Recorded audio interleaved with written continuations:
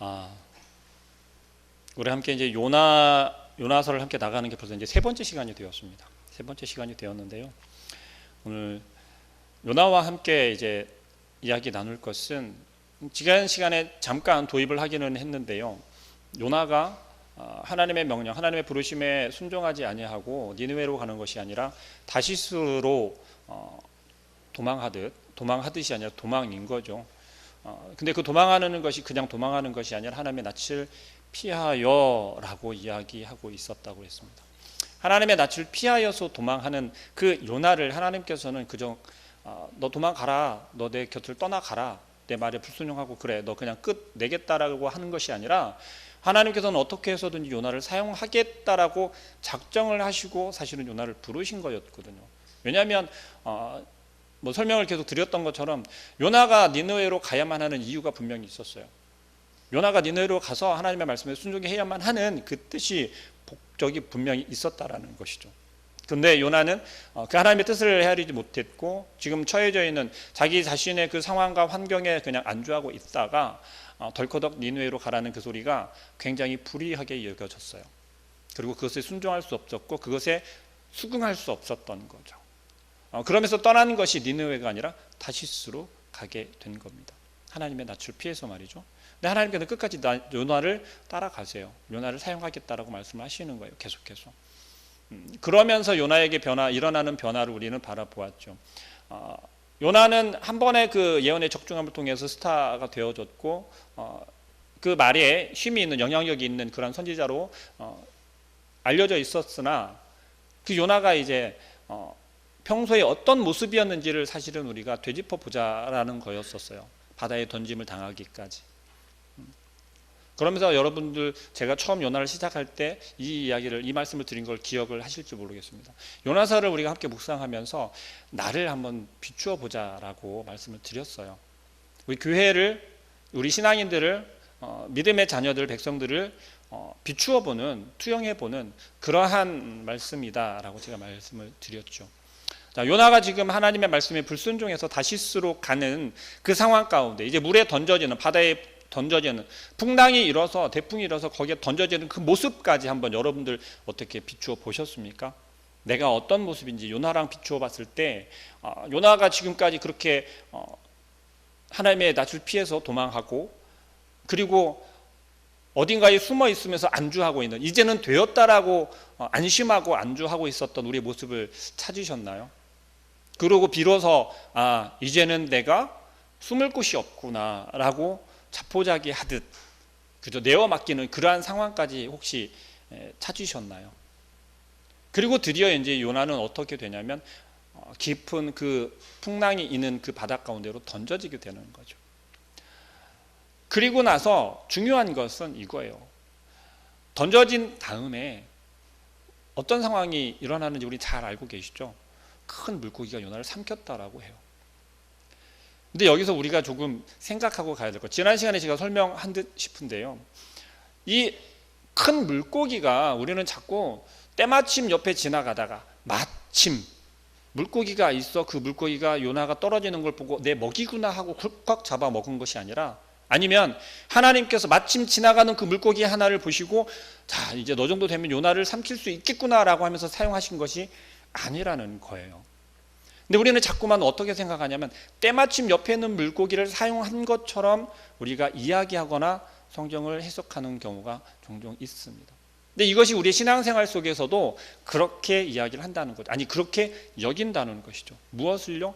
때마침 우리에게 되어진 상황들을 하나님께서 그렇게 주셨구나 라고 꼭 우연인 듯 해석하고 이해하는 경우가 종종 있다라는 것이에요. 그런데 17절에 보면 우리가 그렇게 합니다. 여호와께서 이미 큰 물고기를 예비하사 라고 말씀하고 계세요. 이미. 하나님께서 하시는 일은 우연히 우리의 상황 가운데 있는 것들을 사용해서 우리를 인도하시지 않는다라는 거예요. 요나를 이미 하나님께서는 이 과정 가운데로 이끌고 가고 계시다라는 거예요. 하나님께서는 우리를 어느 길로 인도하시냐면요, 평탄한 길로 인도하실 때도 있지만 철저하게 우리가 훈련받고 단련되고 또 단단해질 때까지 그 길로 인도하실 때도 있다라는 거예요. 언제까지? 깨달을 때까지, 또 언제까지? 우리가 단단해질 때까지, 또 언제까지요? 우리가 제대로 훈련될 때까지. 요나를 통해서 우리는 지금 이제 이야기할 것은 그거예요. 요나의 변화되는 모습을 2장을 통해서 우리 함께 바라볼 수 있게 됩니다.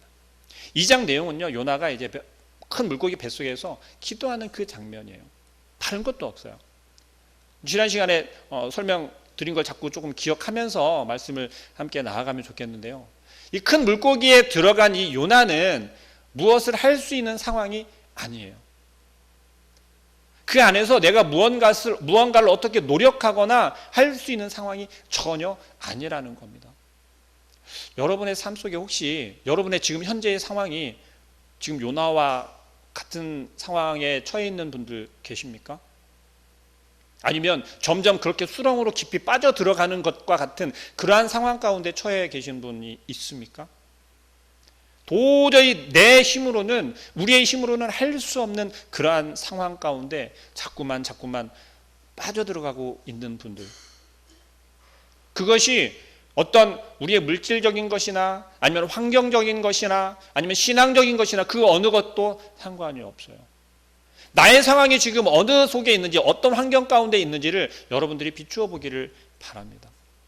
요나는 지금 그 물고기 속에 들어갔어요. 아무것도 할 수 없는 상황 가운데.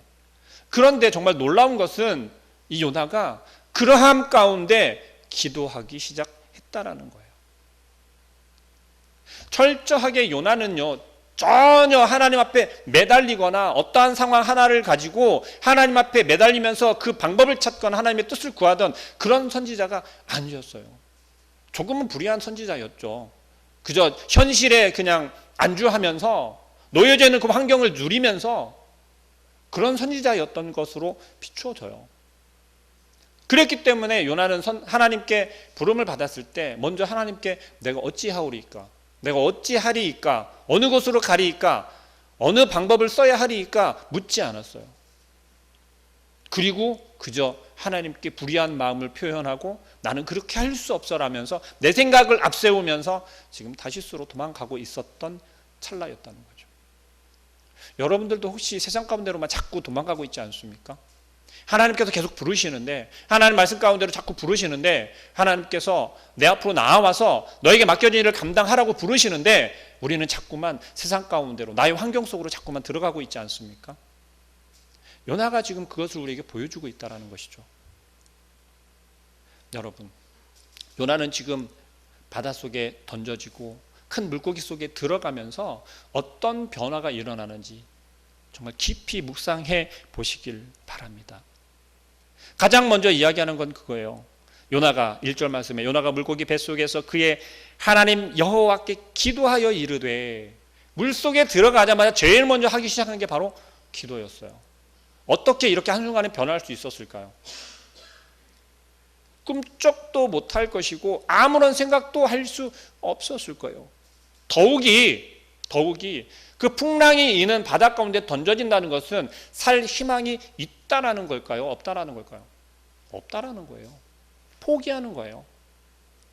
나는 이제 그냥 끝이야. 난 죽어. 난 죽어야 되는구나. 이제 죽음을 맞이할 준비밖에 할 게 없어요. 준비할 찰나도 없겠죠. 그냥 물속에 들어가면 죽는 거니까. 그런데 요나가 큰 물고기 뱃속에 들어가는 순간, 물고기가 요나를 삼키는 그 순간 요나는 뭘 하기 시작하냐면 기도하기 시작한다는 거예요. 이게 놀라운 변화가 아닐 수 없어요. 여러분이 요나와 같이 아무것도 손쓸 수 없는 그러한 상황 가운데 놓여져 있었는데 빛이 없는 완전 암흑 가운데 이제 덮여버렸어요. 내가 무언가를 생각할 수 있는 그러한 여지가 있었는데 그러한 것조차도 없어졌단 말이에요. 그러한 상황 가운데 여러분들은 제일 먼저 무엇을 하시겠습니까? 여러분들이 할 수 있는 게 무엇이 있을까요? 과연 그 상황 가운데 여러분들은 하나님을 찾을 수 있을까요? 하나님을 부르짖을 수 있을까요? 그럴 수도 있을 거예요. 정말 정말 나는 죽으면 죽으리라 하면서 내 삶이 이런 상황 가운데 있는데 전혀 방법이 없으니 이제 누구밖에 의지할 수 없어요? 하나님밖에 의지할 수 없잖아요. 하나님 부를 수 있어요. 그런데 어떤 부르짖음이 될까요? 하나님께. 요나를 잘 보면요, 정말 희한해요. 자, 2절 말씀 보니까 내가 받는 고난으로 말미암아 여호와께 불러 아뢰었더니, 이게 순차적으로 한번 생각을 해보게요. 요나가 큰 물고기에 삼켰어요. 삼킴을 당했어요. 삼킴을 당하자 요나가 갑자기 뭔가 큰 변화가 일어났어요. 근데 그 변화가 뭐냐면 기도하는 거예요. 근데 그 기도의 내용이 되게 감격스러워요. 여호와께 불러 아뢰었더니 주께서 내게 대답하셨고, 그리고 내가 스올의 뱃속에서 부르짖었더니 주께서 내 음성을 들으셨나이다. 요나는 지금 그 어둠 가운데, 빛이 없는 그 가운데 들어가서 하나님을 찾았는데, 하나님을 부르짖었는데 뭐라고 대답하냐면, 뭐라고 기도하냐면, 자기가 부르짖으니까 하나님께서 바로 응답하셨다라는 거예요. 들으셨다라는 거예요. 이건 어떤 믿음일까요? 이 요나는 도대체 무슨 믿음을 가지고 내가 부르짖었더니 하나님께서 들으셨다라고, 이전까지는, 내가 거기에 던짐을 당하기 이전까지는 하나님을 찾지 않았던 요나가, 오히려 하나님의 낯을 피해서 도망하던 요나가 아무런 희망이 없고 빛이 없는 그 가운데서 하나님을 불렀더니 하나님이 들으셨대요. 중간에 어떤 말도 없어요. 내가 부르짖었더니 하나님께서 들으셨다는 거예요. 어떤 믿음이에요, 이거는? 내가 부르짖으면 하나님께서 무조건 들으신다는 것. 내가 어느 곳에서 어떤 상황 가운데서도 내가 하나님을 부르짖으면 하나님께서는 들으신다라는 그런 담대한 믿음인 거예요. 3절 말씀에 주께서 나를 깊음 속 바다 가운데로 던지셨으므로. 자, 여기에서 요나의 고백이 놀랍지 않을 수 없어요. 자, 여러분 잘 알고 있는 것처럼 배를 타고 가다가, 다시스로 가는 배를 타고 가다가 요나를 던진 게 누구예요? 뱃사람들이 던졌잖아요. 그죠? 뱃사람들이 던졌단 말이에요. 왜 던졌어요? 풍랑이 일고 배가 난파되게 생겼으니까. 근데 요나가 그러잖아요. 나를 던지면 멈출 거야. 나 때문에, 하나님께서 나 때문에 지금 이러시는 거니까 나를 던지면 괜찮아질 거야 하는 거였어요. 그죠? 자, 이때 요나는 나는 죽어야 돼, 나 이제 죽을 수밖에 없구나 였던 거죠. 하나님의 낯을 피해서 도망하더니 나는 이게 죽는구나. 그리고 뱃사람들이 던졌단 말이에요. 뱃사람을 통해서 던짐을 당하는 그 요나가, 하나님께서 이 큰 물고기를 준비하셨고 내가 물고기 뱃속에서 하나님을 부르짖으면 들으셔서 그럴 것을 알았을까요, 몰랐을까요? 몰랐다는 거예요. 나는 이제 끝이구나 라고 자포자기하면서 그들에게 이야기를 했던 것이고, 요나는 지금 뱃속에 들어가서 어떤 마음인 거예요? 정말 이게 정말 끝이구나. 그런데 거기에서, 그 속에서 요나의 기도는 어떤 기도였냐면 하나님이 하셨다라는 걸 깨닫게 된 거예요. 무엇을요? 나를 바다에 던진 것이 하나님이라는 것. 그리고 그 큰 물고기가, 이 큰 물고기가 나를 삼킨 것이 하나님이 하셨다라는 걸 깨닫게 된 거예요. 어떤 상태에서, 어디에서? 아무런 빛도 없고 아무런 손 쓸 수도 없는 그런 어둠 속에서, 암흑 같은 그 속에서 요나는 깨닫게 되었다라는 거예요. 무엇을요? 하나님을. 내가 말하기를 내가 주의 목전에서 쫓겨났을지라도 다시 주의 성전을 바라보겠나요. 되게 웃긴 이 기도예요, 이거는. 실컷 내가, 요나 스스로가 하나님의 낯을 피해서 도망했다가 하나님께 잡혀서, 중간에 딱 잡혀서 바다에 던져지고 물고기 뱃속에 들어가서 정말 죽는구나 하고 있는 상황에서 하나님을 보게 되고 하나님을 깨닫게 되고, 그러면서 이제 다시 기도를 하는 게 뭐라고요? 주의 성전을 내가 바라보겠다라는 거예요. 여러분의 삶이 여러분이 만약에 요나와 같이 아무런 손 쓸 수도 없는, 어디로 무엇을 바라보아야 하는지 그런 방향조차 보이지 않는 그 상황 가운데 처해 있다면 요나와 같은 이런 기도가 나올 수 있을까요? 어떻게든 먼저 살려주십시오. 방법을 알려주십시오. 헤쳐나갈 수 있는 길을 열어주십시오. 그런 기도가 먼저잖아요. 우선이잖아요. 그런데 요나가 보여주는 건 너무 놀라운 거예요. 이제 내 모든 것이 끝난 그 상황에서, 그 상태에서 비로소 깨닫게 되었다라는 거죠. 무엇을요? 하나님의 일하심과 하나님의 사랑을 알게 되었다는 거예요. 그러면서 무엇이 생겼냐면 하나님을 향해서 하나님에 대한 사모함이 이 요나의 가운데서 일어나기 시작했다라는 거예요. 정말 어떻게 말로 설명할 수 없는 그러한 변화인 거예요. 우리가 요나를 이야기하고 생각할 때 무슨 이야기를 많이 하냐면, 요나는 물고기 뱃속에 들어감을 통해서 내가 이제 하나님의 말씀에 순종하지 않았더니 내가 던짐을 당하고 죽임을 당했다. 그런데 물고기를 통해서 나를 건지신 하나님께 다시 순종하고 돌이키는 그런 외적인 변화만을 얘기하는 경우가 종종 있어요. 그런데 그것은 아직까지 요나를 깊이 묵상하지 못하는 그런 모습인 거죠. 왜냐하면 외적인 변화는 사실 크게 중요하지 않아요. 요나서를 통해서 우리에게 말씀하고 싶은 가장 핵심적인 건 뭐냐면 요나의 내적인 변화를 이야기하는 거예요. 그 가장 우선이 기도하기 시작했다라는 거예요. 그렇기 때문에 2장 한 장을 소비하면서 요나를 이야기하고 있다는 것이죠. 이 기도를 통해서 요나가 어떻게 변화되고 있는지가 이야기되고 있는 거예요. 전혀 기도와 멀리 떨어져 있었던, 기도하지 않았었던, 기도하지 않으면서 하나님의 말씀을 내가 따르는 것처럼, 그 말씀을 선포하는 것처럼 그렇게 했던 요나의 모습에서 지금 아무것도 도저히 할 수 없는 그러한 상황에 내몰리면서 그 가운데서 하나님의 사랑을 바라보게 되고 하나님이라고는 빛을 생각하게 되고, 그러면서 제일 먼저 기도하기 시작한다는 거예요. 그것도 나에게 무엇을 주십시오, 내 문제를 해결해 주십시오가 아니고 하나님을 내가 이제 알았습니다. 나에게 어떤 하나님이었고 나에게 어떻게 일하셨고 역사하셨던 하나님인지, 역사하고 계신 하나님인지를 기도하고 있다라는 것이에요.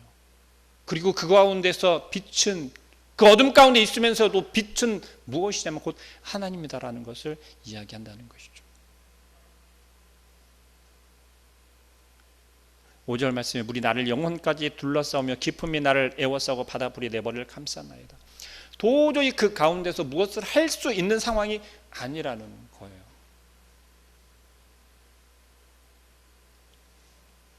여러분, 수영 혹시 이렇게 다니시는 분도 있고 배우신 분도 있고 한 번도 수영 안 해보신 분들도 계실 거예요. 그 시골에 살면 계곡 같은 데 가면 그런 경험들을 아마 해보실 수 있는데요. 계곡에 가면 조금 이렇게 깊지 않고 좀 넓은 그런 그 호수는 아니고 내라고 하기도 그렇고 뭐 그런 곳이 시골에 가면 좀 있어요. 더러. 근데 그곳에 가면 뭐가 있냐면 풀이 많이 자라 있어요. 물풀 같은 게 주변에 이렇게 많이 자라 있어요. 수영을 하다 보면 어떤 경우가 생기냐면 정말 가끔 발에 그 풀이 걸리는 경우가 있어요. 그럴 때 처음 경험하면 얼마나 놀라는지 몰라요. 꼭 뭐가 잡아당기는 것처럼 그렇고, 왜 그 시골에서 사고들이 많이 나는 걸 보면 막 수영하는데 뭐가 막 발목을 잡아 끄집어 들인다고 하잖아요. 근데 정말 좀 그런 느낌이 있어요. 저도 이제 그 시골에서 살 때 그런 데 가서 이제 수영 좀 하고 막 그러면 그런 경우들 종종 있었거든요. 근데 그때만 생각해 봐도 그래요. 무언가가 물속에서 나를 잡고 놔주지 않으면 얼마나 그게 두렵고 무서운지 몰라요. 아무리 발버둥 쳐도 정말 그 수풀이라고 하는 게 여러분 잘 아시잖아요. 이렇게 두꺼운 것도 아니에요. 손가락 굵기보다도 작을 거예요. 그 얇은 풀이 내 발을 살짝만 휘감아도 이게 헤어나오기가 그렇게 힘들다라는 거죠. 근데 요나는 지금 어떻게 설명하고 있어요? 바다풀이 내 머리를 감쌌다는 거예요. 이거는 정말 끝인 거예요. 이거는 어떻게 누가 그것을 끄집어내주지 않는 이상은 불가능하다는 거죠. 지금 요나가 기도하면서 우리에게 시사하는 게 뭐냐면요, 우리의 믿음 생활 속에서, 신앙 생활 속에서 이렇게 헤어나올 수 없도록 계속해서 끄집어내 밀어가는, 붙잡고 있는 그러한 상황이 있다는 겁니다. 그럴 때 여러분들은 무엇을 찾으세요? 무엇을 바라보시고? 요나가 보여준 것은 기도하는 거였어요. 기도하는 그런 모습이었어요. 가장 먼저 요나에게 나타난 변화가 바로 그것이라는 겁니다. 여러분, 어느 때 기도하십니까? 어느 때 기도하기 시작하십니까?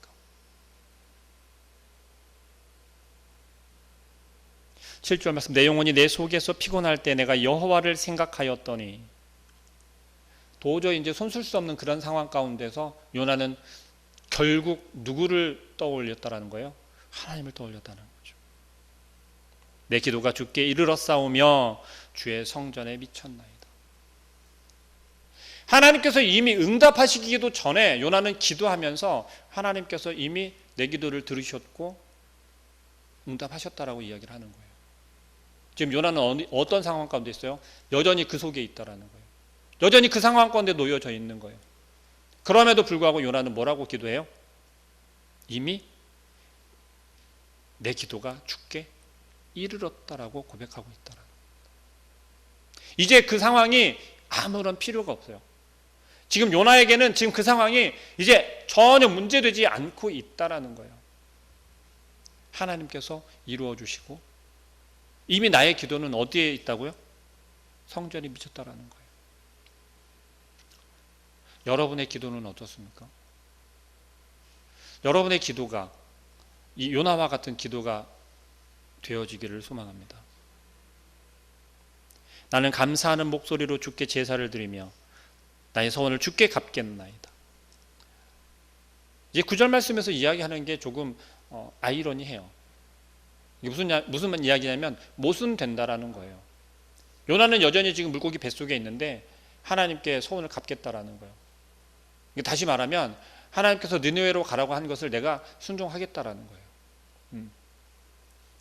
여전히 요나는 어디에 있다고요? 물고기 뱃속에 있다는 거죠. 이것은 무엇을 이야기하냐면 구원은 여호와께 속하였나이다 라고 고백하는, 이미 자기 자신이 하나님을 바라보았고 하나님께 기도하였고 하나님의 그 구원의 빛을 바라보았으므로 뭐라는 거예요? 내가 하나님께 구원 받았다라는 거예요. 지금 요나는 어떤 요나였어요? 하나님의 낯을 피해서 불순종한 그런 사람이었잖아요. 그런 선지자였단 말이죠. 근데 하나님께서는 그걸 놓지 않으세요. 결국 한 선지자의, 한 사람의 불순종을 어떻게 바꾸셨어요? 하나님의 말씀에 순종하는 사람으로, 하나님을 의지하는 사람으로, 하나님의 빛을 바라보는 사람으로, 기도하는 사람으로 바꾸어 주셨다라는 겁니다. 하나님을 사모하는. 여러분 2차장 아시죠? 하나님의 사랑을 사모하는 자. 하나님의 사랑을 사모하는 자, 하나님의 평안을 바라보는 자, 너의 모든 것 창조하신 우리 주님이 너를 얼마나 사랑하시는지 하나님께 찬양과 경배하는 자, 하나님의 선하심을 닮아가는 자, 너의 모든 것 창조하신 우리 주님이 너를 자녀 삼으셨네. 자녀 삼으셨다는 거죠. 하나님을 사모하는 우리를 자녀 삼아 주셨다는 겁니다. 하나님께서 요나를 그저 버리기 위해서 부르신 게 아니라는 거예요. 여러분들을 그냥 세상에 내버려두기 위해서 부르신 게 아니라는 거예요. 언제부터요? 우리 오해하는 그런 경우가 있어요.